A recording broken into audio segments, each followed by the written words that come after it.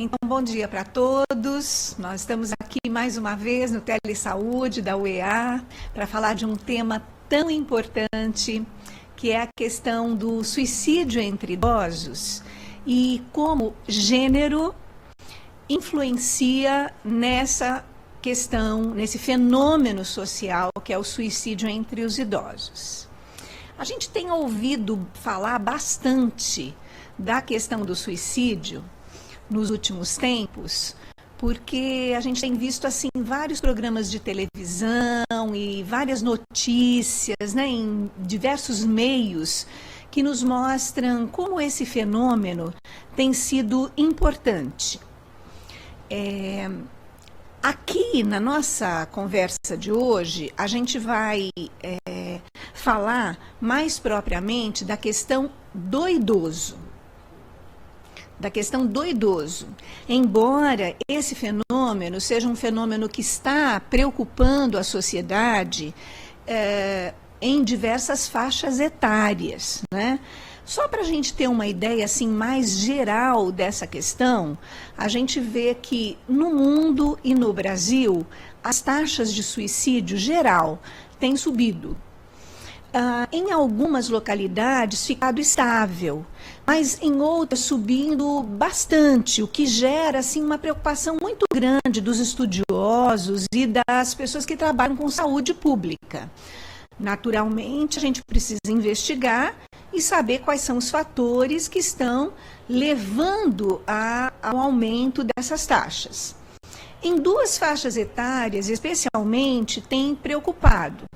A gente sabe, por exemplo, que tem aparecido mais notificações de suicídio entre crianças, ou seja, sujeitos desde 9, 10 até 12 anos, e tem subido também as taxas entre idosos, pessoas de mais de 60 anos. Sabemos também, pelas pesquisas, pelas notificações, que, embora o suicídio entre idosos esteja em ascensão, algumas faixas etárias, dentre a questão dos idosos, na faixa grande de idosos, alguns períodos da vida do idoso são mais vulneráveis.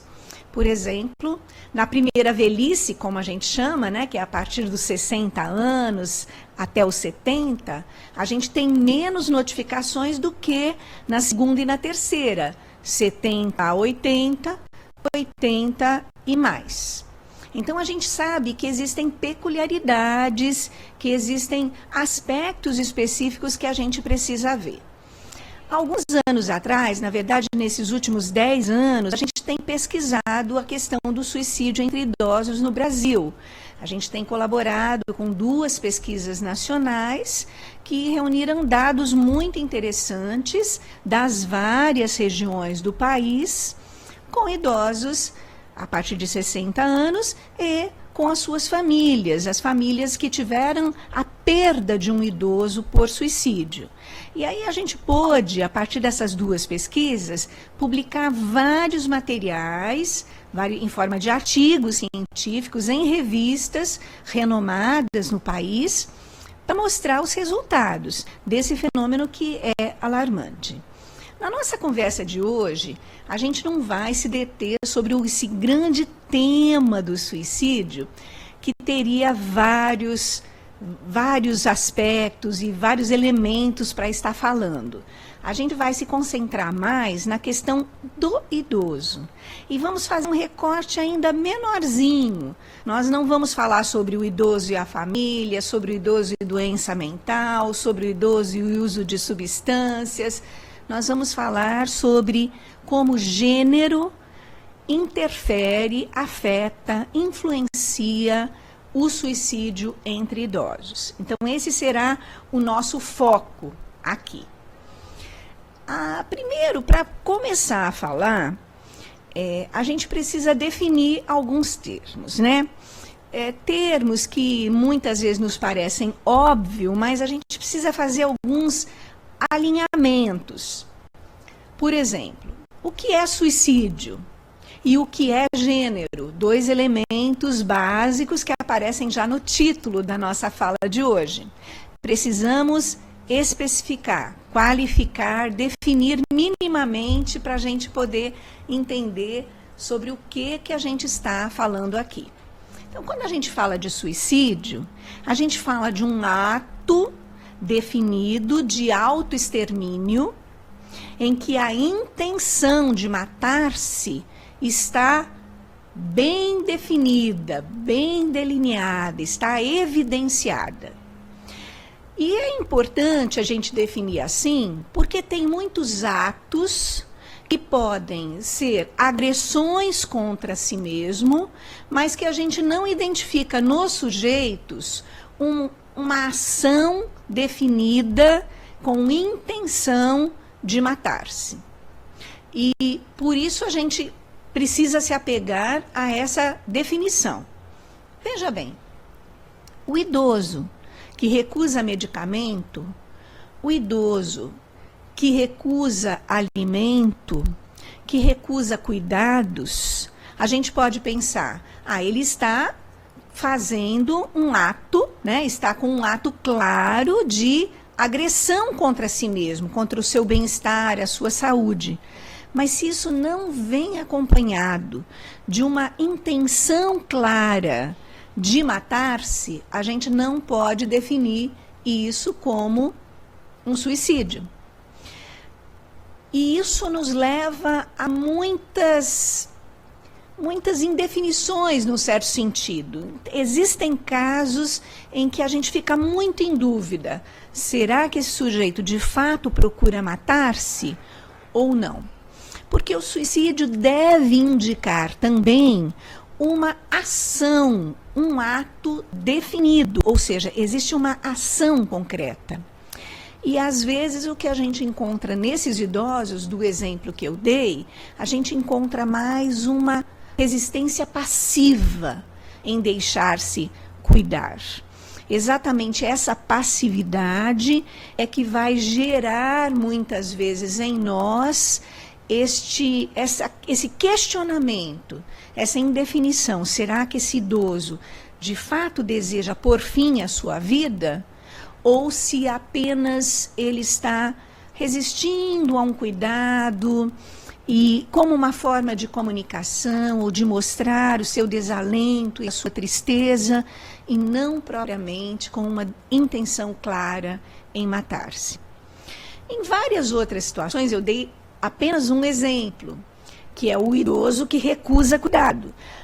Mas haveria várias outras situações do dia a dia, de quem cuida de idosos, quem acompanha a saúde do idoso, que também pode gerar dúvida, gerar questionamentos, né? Então, essa definição é importante. O suicídio, a gente tomar, e para as estatísticas, a gente toma exatamente em conta essa definição, é um ato definido, acompanhado de uma clara intenção de pôr fim à sua vida. Quando a gente fala de suicídio também, é importante a gente separar um pouquinho algumas experiências. Existe a fala sugestiva de suicídio, que pode ser esporádica, que pode significar um desânimo em relação à vida, um desgosto em continuar vivendo. Existe a ideação suicida, o sujeito que, vez por outra, pensa em matar-se. Quando a gente olha a população em geral, a gente vê que pensar, vez por outra, em matar-se, numa situação de sofrimento, de conflito, de problema sério na vida, todos nós, em algum momento, podemos pensar assim, seria melhor morrer do que viver desse jeito ou ter que enfrentar esse problema. Mas a ideação pode ser persistente, ela pode ser diária, ela pode vir intensamente na mente desse sujeito, aí nós estamos num outro grau de ideação. Essa ideação, ela pode vir não só como uma ideação em termos de ideias, de eu não tô bem aqui, está acontecendo tal coisa, eu não sei o que faço, morrer seria melhor. mas ela pode também vir acompanhada de um plano aproximativo. Vez por outra eu digo, vou comprar aí o veneno, seria melhor comprar veneno, já sei como. Ou um plano definido, vou comprar o veneno, vou me isolar tal dia, vou fazer isso e aquilo, tudo arquitetado, planejado, montado para a execução do suicídio. Cada um desses níveis vai exigir atenção e cuidado diferencial para com esse idoso. Cada um desses níveis vai compor um cenário de risco diferente para o suicídio, né? Então é muito importante a gente diferenciar esses quadros, eles não são todos iguais, há riscos mais sérios, mais severos, e há riscos mais moderados ou mais leves, que a gente precisa apurar um olhar clínico para avaliar esse sujeito. E ouvi-lo, interpretá-lo, saber em que condição ele está, para a gente poder planejar o cuidado. Este sujeito que está vivendo uma situação de alto risco, precisa ser acompanhado mais intensamente, com visitas domésticas, com cuidado com a família, com interconsultas com outros profissionais, com um monitoramento da medicação que ele toma, consultas ao psiquiatra, uma série de ações que a gente tem que planejar para acompanhar esse sujeito. Enquanto que aquele sujeito que tem uma ideação esporádica, que está enfrentando uma situação que ainda tem recursos para lidar com aquilo, vai exigir um outro tipo de abordagem da gente, com outros tipos de investimento em termos de horas, em termos de envolvimento de profissionais da equipe multiprofissional. Então, a gente poder saber, primeiro, definir o suicídio e poder estar atento para essas nuances todas em termos do grau de risco que está presente, é muito importante para o planejamento das ações de saúde, para o planejamento do cuidado. Agora, nós estamos dizendo aqui que vamos falar sobre um recorte pequenininho de um fator que as pesquisas trouxeram que influencia bastante a questão do suicídio entre os idosos, que é a questão de gênero, né? Então, esse fenômeno suicídio, ele é diferencial para homens e mulheres, ele é vivido, ele acontece com processos e motivações diferenciais para homens e para mulheres. Por isso que é importante a gente olhar para esse elemento. Bom,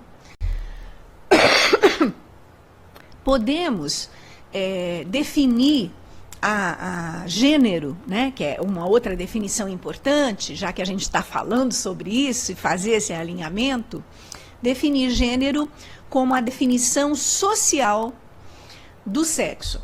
Quando a gente fala de sexo, nós estamos falando sobre a biologia, sobre a genética, sobre a hereditariedade, sobre o fenótipo. Se esse sujeito tem vagina ou pênis, é o sexo, é a definição genética, se essa pessoa nasce homem ou mulher biologicamente. Mas quando a gente fala de gênero, a gente está falando sobre como naquele grupo específico o feminino ou o masculino se constrói. Quais são as definições sociais para aquele grupo, para aquele momento da história, para aquela cultura, o que é ser homem, o que é ser mulher. Portanto, quando a gente fala de gênero, a gente está falando numa pauta de normativa, de valores, de comportamentos, de papéis sociais que são ligados, atrelados ao ser feminino ou ao ser masculino. todo grupo social tem os seus papéis de gênero. Em todos os tempos históricos se construíram papéis de gênero, que são exatamente essas normas, esses valores, esses comportamentos que mostram e que afirmam socialmente o sujeito como um sujeito feminino ou masculino. É interessante a gente pensar em gênero e tomar em conta essa definição, porque a gente vai ver que são pautas que mudam com o tempo, que mudam de uma cultura para outra, que muda de um grupo social para o outro. Então, são elementos que são construídos historicamente, culturalmente, socialmente. São resultados da ação da sociedade, da organização da sociedade, da estruturação da sociedade. E não são, portanto, meramente aspectos biológicos, são aspectos negociados na sociedade e estão muito ligados também aos modos de produção. Eu não coloquei aqui no meu slide, mas eu poderia colocar um outro elemento ligado a gênero, que são os modos de produção, né? O que é masculino, o que é feminino, num modo de produção capitalista ou num modo de produção comunista, socialista, outra estruturação econômica e política. Então, porque esses elementos macroestruturais, a economia, a política, a cultura, interferem nas definições de gênero. Ora, a gente pode ver isso com muita clareza se a gente pegar como eram as mulheres no tempo das nossas avós, bisavós, tataravós, como elas se vestiam, como elas se comportavam, como elas falavam, o que cabia a elas em termos de trabalhos, o que era típico de uma mulher do século XVIII, do século XIX. A gente vai ver que é muito diferente daquilo que a gente vive na atualidade. As mulheres, o que é ser feminino, já envolve, nos tempos atuais, por exemplo, trabalhar fora, ter a sua própria conta bancária, ter liberdade de expressão, votar, e terceirizar o cuidado dos filhos, que são coisas que são da nossa sociedade, não são coisas que sempre existiram assim. São coisas que foram se recompondo, formatando, construindo ao longo do tempo histórico. Da mesma maneira, o que é ser homem na nossa sociedade já envolveu em séculos passados estar dedicando-se à guerra, estar dedicado à agricultura, estar num papel mais rígido, menos afetivo, menos participativo na família, ser o patriarca, ser o dono do poder e da autoridade. E sabemos que, nos últimos tempos, esses papéis, esses componentes do papel de gênero masculino, eles também têm sido recompostos, modificados, alterados.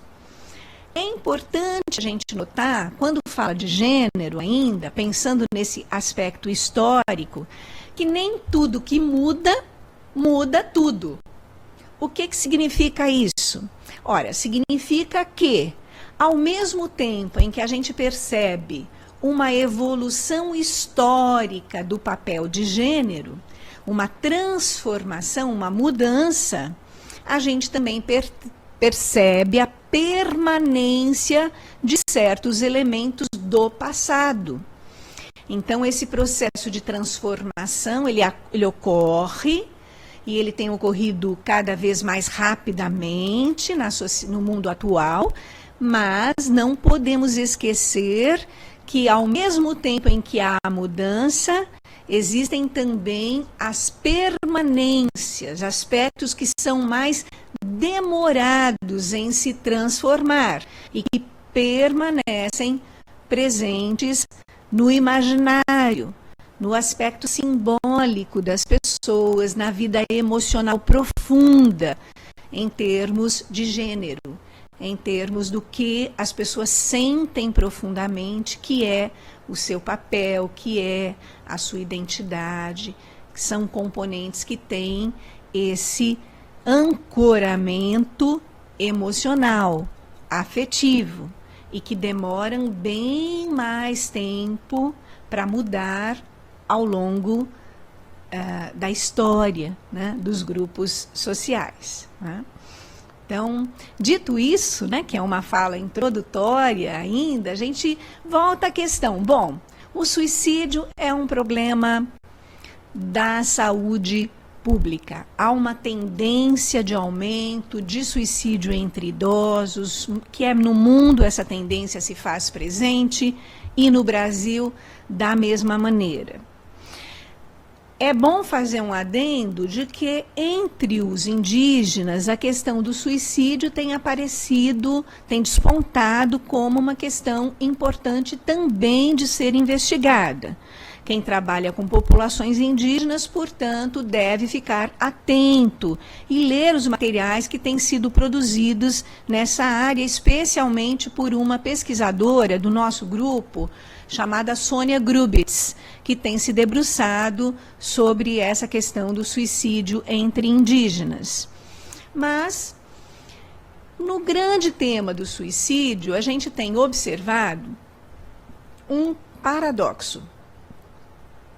A gente chama de paradoxo do suicídio a seguinte questão, e que tem tudo a ver com gênero, conforme vimos falando até agora, que é o seguinte: as mulheres fazem mais tentativas de suicídio.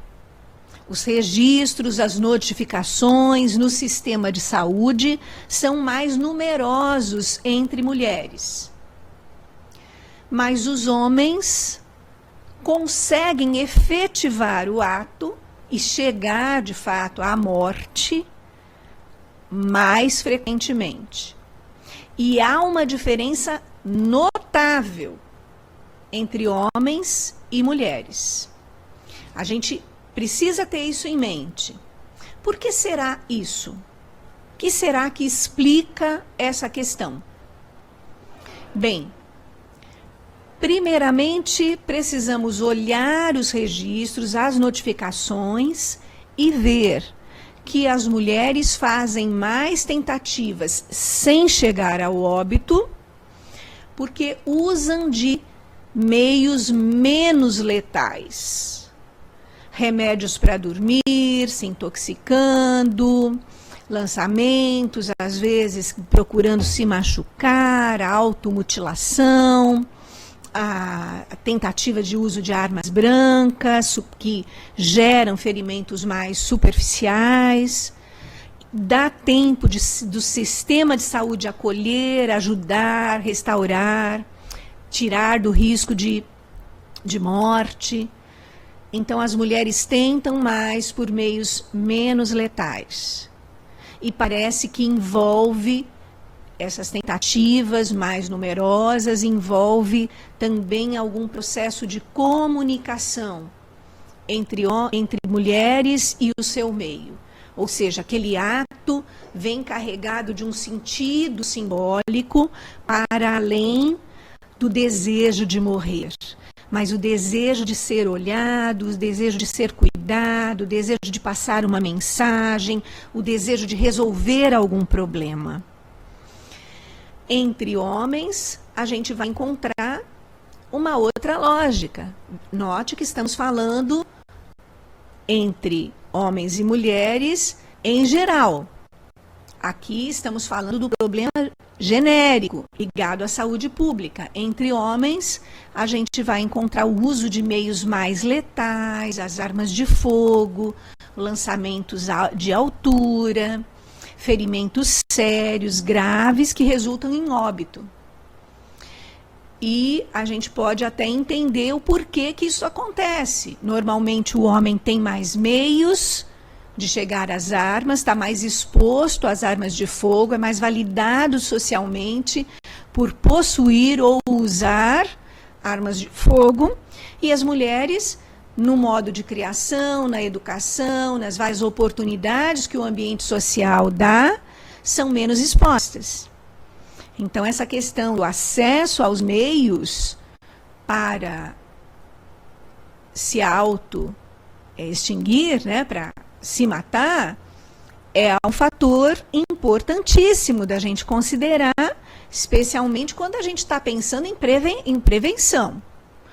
Quer dizer, diminuir o acesso aos meios para que a pessoa possa ter tempo de reformular, não se deixe matar, vamos dizer, por uma facilitação do meio ambiente em que ela pode ter fácil acesso e executar a sua ideia, que às vezes é uma ideia do momento, ou uma ideia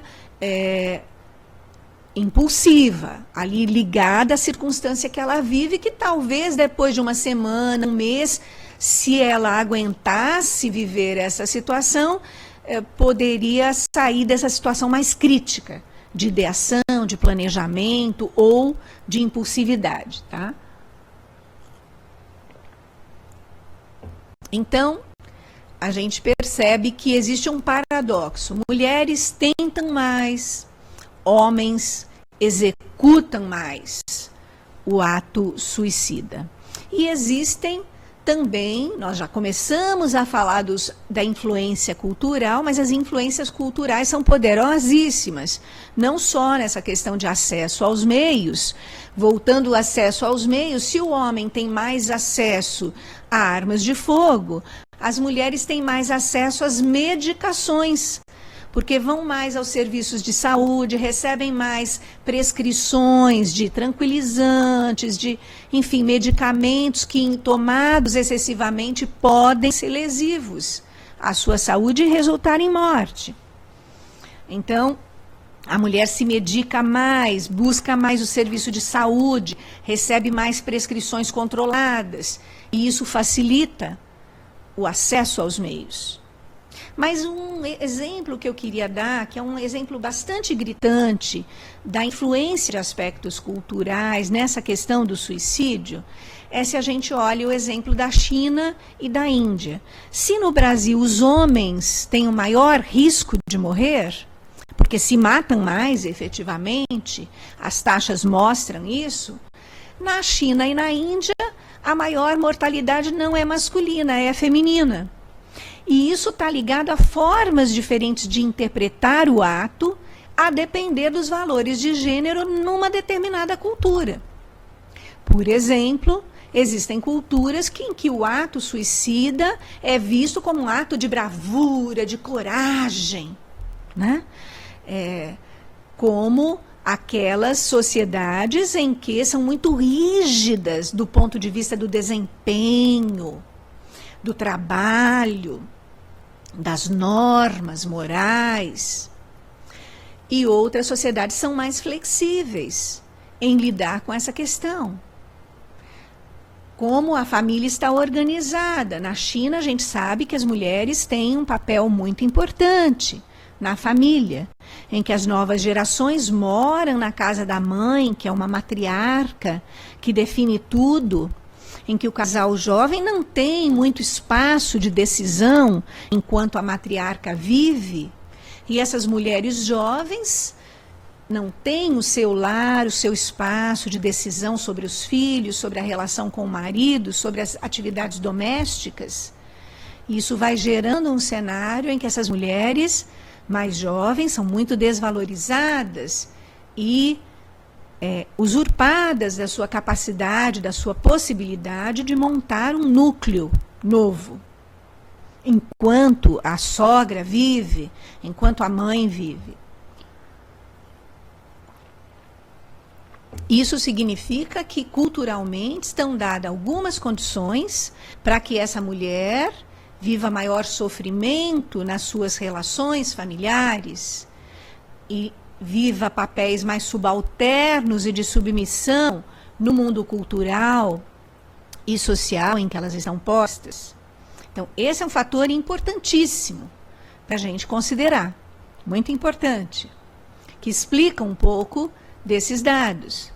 Nós devemos também dar uma olhada nesses aspectos culturais na nossa sociedade, e se a gente atentar bem, a gente vai ver uma série de links explicativos entre aspectos culturais e a questão do suicídio, né? Estamos falando aqui do suicídio em geral, do suicídio que acomete diversas faixas etárias. Quando a gente fala de categoria gênero, né, nós definimos ali em cima o que era. Agora a gente precisa pensar em alguns elementos que estão ligados a gênero. Quando a gente fala de gênero, já a gente está pensando de elementos interativos, porque homem se define por aquilo que não é mulher. E mulher se define por aquilo que não é homem. Ou seja, as definições elas são feitas em opostos. Elas são polarizadas. Então, a gente vê, por exemplo, uma série de valores, normas e conceitos que definem em nossa sociedade que o homem é mais racional, a mulher é mais emocional. Veja bem, é uma construção social. Nós não estamos falando que esses elementos são intrínsecos ao ser, que as pessoas, de fato, são assim na sua essência. Não, estamos falando que elas se constroem socialmente assim. Mulheres são mais ternas, homens são mais secos, mais objetivos. Mulheres são carinhosas, são mais instáveis emocionais. Homens são mais estáveis, racionais, objetivos. Mulheres são dadas a tarefas domésticas naturalmente. Sabemos que não é naturalmente, é uma construção social. Mas as pautas de gênero vão fazer a gente crer, vão induzir a gente crer que os homens e as mulheres são, em essência, pela sua própria natureza, assim. Sabemos que não é isso. Sabemos que esses são elementos ideológicos que induzem as pessoas a pensar que isso vem da sua própria natureza. Na nossa sociedade, entendemos que os homens devem ser padrões de gênero, né? De novo, falando padrões de gênero, os homens devem ser trabalhadores, provedores, não podem ficar doentes, não podem mostrar fraqueza, têm que ser fortes, poderosos, ter autoridade, ter clareza sobre o que querem da vida, não podem ter insegurança. As mulheres, ao contrário, podem ser mais fracas, sensíveis, terem dúvidas, atentarem a aspectos emocionais profundos, terem conflitos internos da sua sensibilidade, da sua emocionalidade. Os homens não estão autorizados a agir assim. Homens têm padrões, portanto, opostos das mulheres. Homens não podem ser fraquinhos, mulheres estão autorizadas a ser fracas, a adoecerem, a pedir ajuda. Homens não podem pedir ajuda porque eles têm que ter autonomia, têm que ser autossuficientes. E esses são padrões socialmente construídos em que há diferenças de poder entre os sexos, entre os gêneros. Homens e mulheres repartem poderes diferentes nos vários ambientes em que circulam. Esses poderes normalmente são repartidos em detrimento da mulher. De modo geral, nossa sociedade é machista, nossa sociedade é patriarcal ainda, é machista ainda, como resquícios de tempos antigos. E esta autoridade, então, é maior, é vista e dada e legitimada na família, no trabalho, em várias instituições e ambientes sociais, como mais para o homem, que ainda é visto como alguém superior, mais produtivo, menos complicado, enfim, mais estável do que a mulher. A quem serve isso? Quem ganha com isso? Ora, o sistema capitalista naturalmente ganha, porque paga menos as mulheres, porque resiste em contratar mulheres em que as mulheres seriam tão eficientes quanto homens para determinadas funções, não delegam postos de gerência, de direção, tanto a mulheres. Então, em todas as áreas a gente vai ver as diferenças. Na ciência, na academia, no setor produtivo, a escolha dirigida por validar o poder, a capacidade, o desempenho do homem em detrimento da mulher. Sabemos que essas distinções, elas são de caráter social, não são de caráter biológico. As mulheres, sabemos, têm tanta capacidade quanto os homens, tanta capacidade de raciocínio lógico, de desempenho, de tomada de decisões, quanto os homens, assim como os homens em si mesmos têm tanta capacidade de emocionalidade, de sensibilidade, de interação, de se preocupar com o outro, quanto as mulheres. Mas esses tipos ideais, essas polarizações, elas são criadas socialmente. E elas existem, então, no mundo virtual, simbólico, da mente das pessoas, e isso vai gerando diferenciações também no mundo concreto, da ação, de onde as pessoas estão colocadas.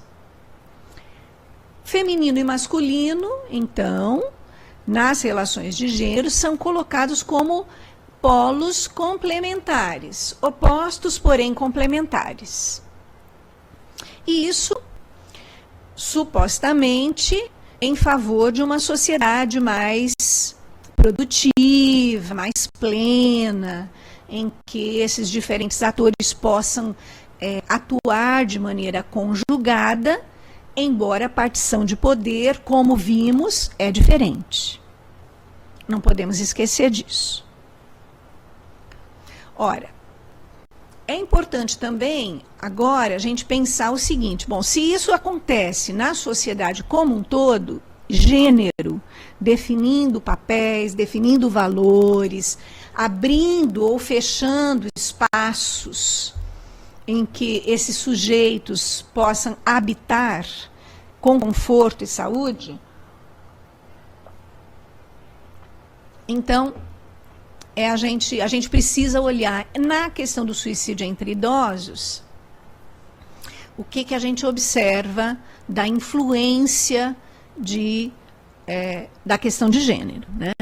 Então, a gente tem algumas categorias analíticas que a gente assume, né, para discutir essa questão, que são, de um lado, as feminilidades, né, incluindo o destino de gênero, vivido por mulheres idosas que se suicidam quando não podem mais cuidar e trabalhar. E aí a gente precisa frisar esses dois elementos, cuidar e trabalhar, né? Porque cuidar e trabalhar, isso digo, trabalhar cuidando da casa, né? Trabalhar em favor da família, centralizada nos cuidados da casa, das pessoas, das crianças, do acompanhamento escolar, etc. Cuidar e trabalhar, com centro na família. Define a questão de gênero ligada às mulheres idosas que se matam. Ora, quando a gente fala de gênero e de como o gênero é apropriado pela ideologia e pela sociedade para manter as relações de poder, gênero, como vimos, é naturalizado e é visto como quase um destino, né? E o destino de gênero que essas mulheres parecem abraçar está ligada a essa questão. No momento em que essa mulher idosa não consegue mais cuidar dos outros e trabalhar em favor dos outros, duas fontes essenciais da sua identidade parecem ficar comprometidas. Parecem ficar comprometidas de tal forma que essas mulheres não conseguem mais se sustentar num espaço identitário em que tenham algum tipo de recompensa, de bem-estar, de felicidade. Porque o feminino está definido assim na nossa sociedade. Quando a gente fala, por exemplo, em cuidar da saúde, quem é que cuida da saúde, afinal de contas? Na família. Quem cuida da saúde das crianças, dos adolescentes, dos homens mesmo? Quem são os acompanhantes nos consultórios? Quem são aqueles que ministram a medicação? Que acompanham os resultados, que dão feedback para o profissional de saúde? Normalmente são mulheres, porque as mulheres são postas na família, no seu papel de gênero, como as principais cuidadoras. Então, cuidar do outro e cuidar de si, um pouquinho, quando dá, está diretamente ligado ao papel feminino. Então, de um lado, a gente tem essa mulher atrelada, com a sua visão social completamente capturada com cuidar do outro na família. Nós fizemos uma outra pesquisa, foi a minha pesquisa de doutorado, alguns anos atrás, em que a gente verificou que quando o pai adoecia, quando alguém adoecia na família, naturalmente era uma situação difícil, porque os pais que eu estava entrevistando, que eram de famílias de camadas populares, famílias empobrecidas, eram provedores, a maior parte deles. E claro que isso era uma coisa difícil, mas quando as mães adoeciam de alguma doença grave, toda a vida da família ficava afetada, severamente. E se esta mãe viesse a morrer, a própria história ia mostrar os impactos que isso viria a ter em toda a família, especialmente estou falando dos filhos, né? Quando essa mãe adoecia severamente, ficava acamada, ela continuava orquestrando a sua vida doméstica e tomando providências. Ela, mesmo de cama, ela chamava, ela convocava os outros membros da família. Fulano, Paulinho, filho mais velho, faça isso, recolha a roupa, coloca o arroz para cozinhar. Ela era ainda a gerente, mesmo estando acamada. Então, o papel da mulher está muito ligado a esse lugar de cuidado, de estar sempre presente na vida, quer escolar, quer nas providências todas domésticas, para que a família possa operar. E, portanto, ela tinha, de fato, sim, um papel muito essencial. Não por ter em si mais habilidades ou capacidade do que os dos homens, porque lembre-se, gênero nos mostra como isso tudo é construído, como isso tudo é um produto da ação social, é um produto sócio-histórico. E também um outro elemento que a gente viu entre os suicídios entre idosos, na questão de gênero, são as masculinidades hegemônicas, em que os homens idosos, muitas deles, morrem após mudanças nos seus papéis de provedores, ocasionadas pela aposentadoria ou pela doença grave. Olha, nós sabemos que esses idosos, especialmente aqueles idosos de segunda e terceira etapa, enfrentam doenças crônico-degenerativas, doenças incapacitantes, doenças que muitas vezes os coloca na cama, perdendo funcionalidades, ou incapacitando para o trabalho, se essas doenças vêm antes. Então, o primeiro elemento que eu quero destacar aqui é a questão do homem ser provedor e ter a sua identidade centralizada na questão do trabalho.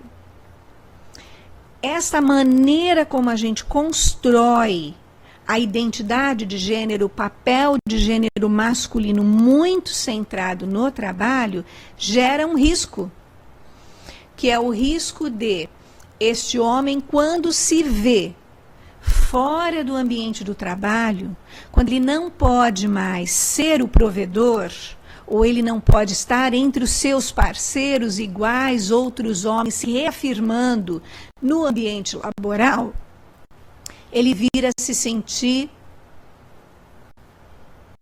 um lixo, um nada, alguém que não tem mais importância, porque não pode trabalhar. Então o risco é grande. O papel de gênero que centraliza a identidade masculina no trabalho gera para o homem um risco no tempo da aposentadoria ou no momento em que eventualmente ele adoeça e não possa mais trabalhar. Essa questão se vê agravada quando muitas vezes o homem, vítima de doenças crônico-degenerativas, vai enfrentar dor, que os homens não são ensinados a enfrentar dor física, vai ser incluído num sistema médico em que ele vai ter que fazer muitas consultas, muitos exames, check-ups de saúde, procedimentos cirúrgicos, ou tomar diariamente uma série de medicamentos, o que o homem não tem familiaridade nenhuma de estar interagindo com médicos, de ter uma rotina de autocuidado. Porque o homem foi ensinado a olhar tudo isso com desprezo, a olhar isso como sendo uma coisa de mulherzinha que está sempre doente, e os homens não são assim, não devem ser assim. Então ele se vê capturado num sistema onde ele está, para ele, muito mais identificado com o papel feminino do que masculino. Isso é algo intolerável para muitos homens. Não conseguem flexibilizar o papel de gênero e se reconstruir num espaço de autocuidado, num espaço de pedir ajuda, num espaço de depender do acolhimento e da ajuda de outros. Porque isso é oposto à pauta de gênero. É oposto ao que é a masculinidade na sociedade. Então, os homens não se preparam para essas mudanças. Tá? E muitas vezes os homens não têm recursos simbólicos e nem acolhimento na família para continuarem se sentindo pessoas de valor, num outro papel social, que não seja o de provedor, o de forte, o de autônomo, que não depende de ninguém. Ademais, diversos dos homens que a gente pesquisou, a gente viu como era sofrido quando esse homem, por até negligência da sua saúde, já na juventude, na sua maturidade, vinham a adoecer de doenças crônicas, como vamos pensar, a diabetes, e passavam a apresentar impotência sexual. Ora, trabalho e sexo, desempenho sexual e trabalho, são elementos fundamentais, são fundantes da identidade masculina. Então, este homem tinha que abrir mão de um elemento muito importante, um elemento que trazia legitimidade, alegria, felicidade na sua vida, que era o desempenho sexual. Porque sabemos que também nas identidades de gênero, nos papéis, na verdade, de gênero, o desempenho sexual é muito importante. Os homens estão legitimados para serem garanhões, para pegar todas, para não perder nenhuma oportunidade, para serem machões. E quando isto não consegue ser sustentado ao longo do tempo, pelo envelhecimento, pela ação de doenças crônicas, etc., por outros elementos próprios da terceira idade, ou agravados por faltas de cuidado durante seu processo de vida, esses homens se viam completamente desprovidos dos pilares da sua identidade. E não conseguiam se reconstruir num outro espaço de significação. Então, esses elementos são elementos importantes. São elementos de vulnerabilização. O homem que não consegue mais trabalhar, que está doente, precisa de cuidados de outro, ou que perdeu a sua função sexual, sua atividade sexual. E a mulher que não consegue trabalhar em casa, que depende de outros, agora ela precisa ser cuidada, sendo que ela sempre cuidou. E se vê também, os dois se veem por esta pauta de gênero vulnerabilizados, se veem em risco de não conseguir lidar com esses novos elementos. Então, são momentos sensíveis, né? E aspectos, desafios do desenvolvimento que precisam ser enfrentados pelos idosos, né? Todos nós que envelhecemos, se tudo correr bem, vamos envelhecer e vamos nos defrontar com mudanças. E é importante a gente estar aberto para essas mudanças e estar se ressignificando, encontrando novos espaços em que a gente pode se sentir bem e importante para a gente mesmo e para o outro. As normas de gênero, os códigos de honra, as desigualdades de poder, os estereótipos, né, afetam tanto mulheres quanto homens em relação à vulnerabilidade para comportamentos suicidas. Então, desculpe. A gente precisa olhar com cuidado para essas normas de gênero. A gente precisa aprender a desafiá-las, a questioná-las. A gente precisa aprender a flexibilizá-las.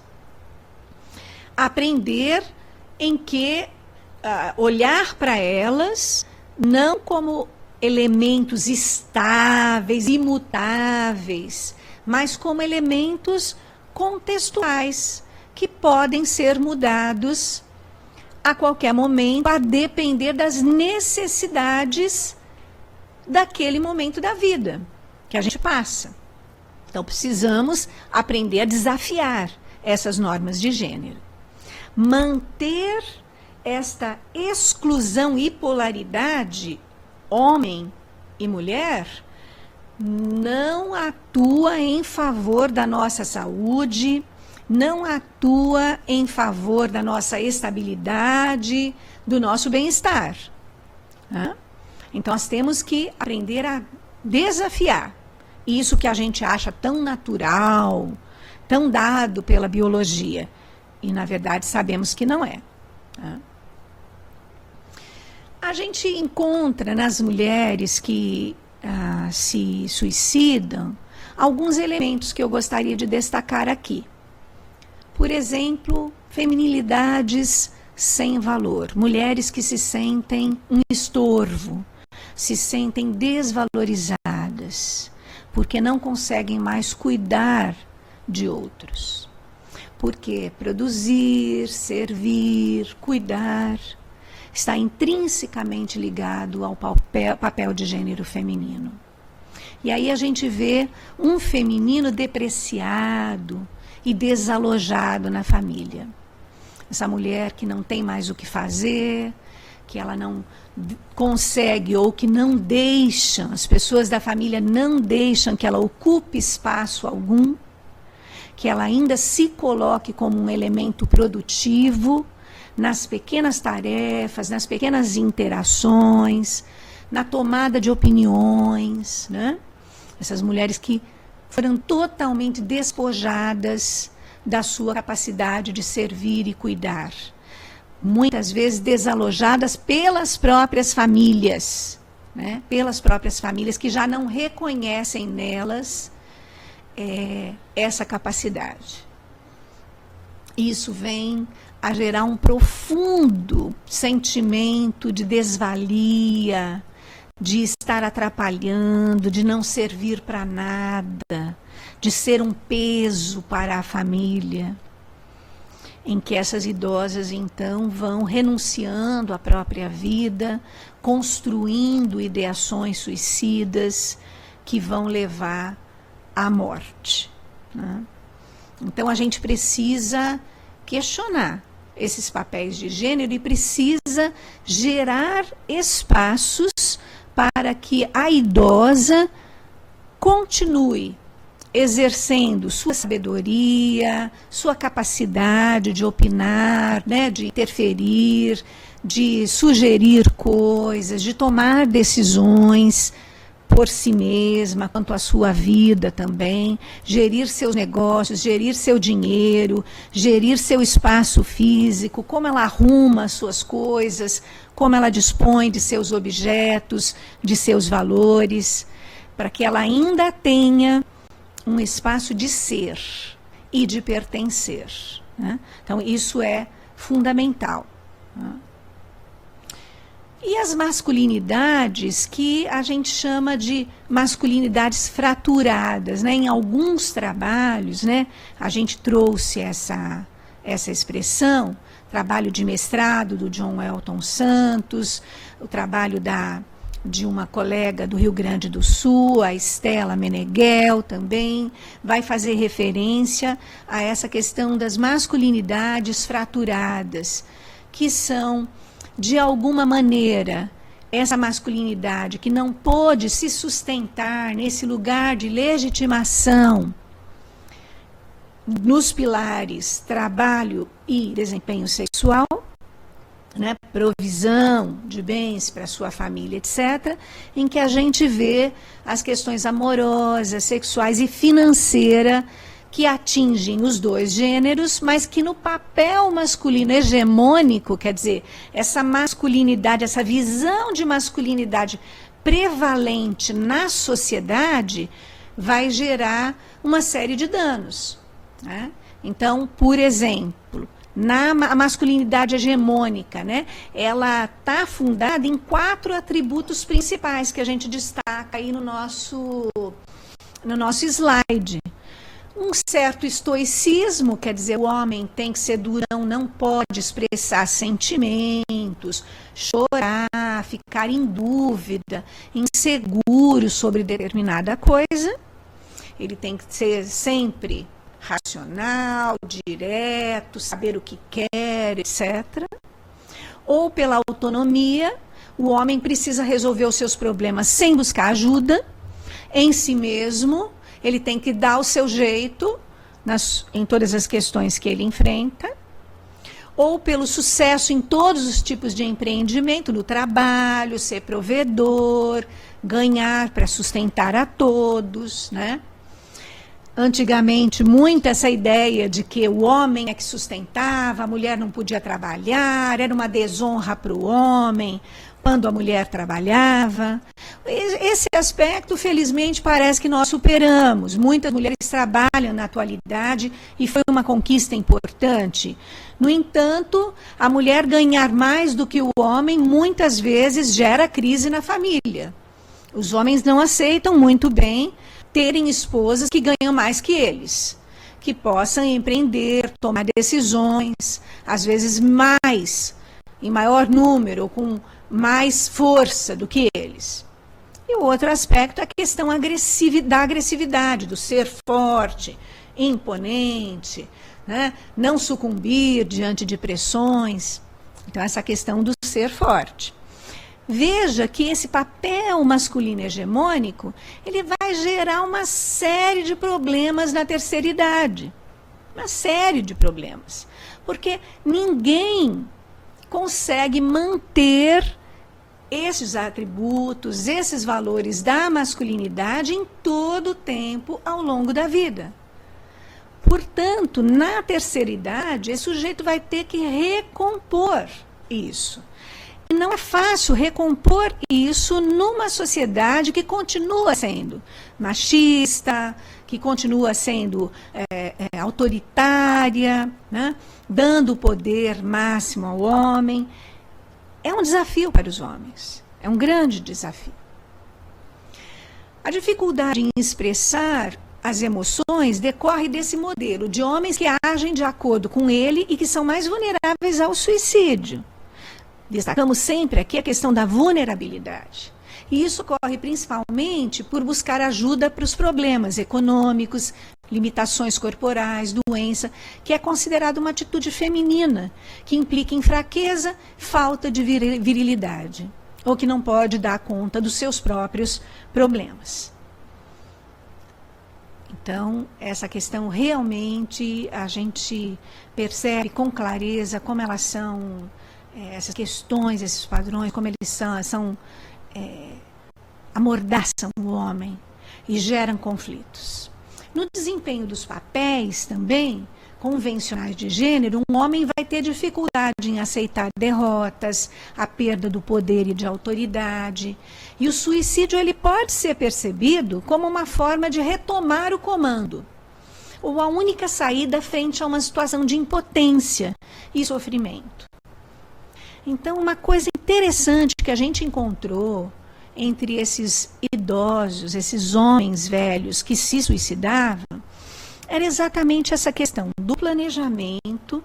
Os idosos normalmente não se suicidam por impulsividade. O ato impulsivo ele é muito mais típico de adolescente, do jovem adulto. Os idosos fazem isso de uma maneira mais planejada. Fazem isso como uma forma de saída, de resolução final do seu problema, ou como uma busca final de autonomia. Já que eu não posso decidir nada, tomar decisão nenhuma, que eu estou à mercê de outros para cuidar de mim, para definir coisas para mim, um último ato de autoafirmação, de retomar o comando da vida, esse sujeito busca. E aí o suicídio aparece nesse contexto, como um último ato para retomar o comando da vida. Então, a gente vê essa questão de não ser uma coisa meramente impulsiva e emocional, e envolver uma cognição, um planejamento, um juízo, uma avaliação das suas condições, também faz com que haja uma maior letalidade e uma persistência nesse caminho da autodestruição. Quanto mais rígidos são os papéis de gênero, nós frisamos isso, quanto mais rígidos, mais polares, né? Quanto mais a gente acha que é do âmbito da natureza, de que homens e mulheres são diferentes em essência, maior vulnerabilidade vai acontecer na nossa sociedade para o suicídio. Essa questão de gênero vai gerar um ambiente propício para o suicídio. Com o passar do tempo, para o idoso, a gente vê como é importante que ele se readapte a novos papéis e a possibilidades de novos comportamentos.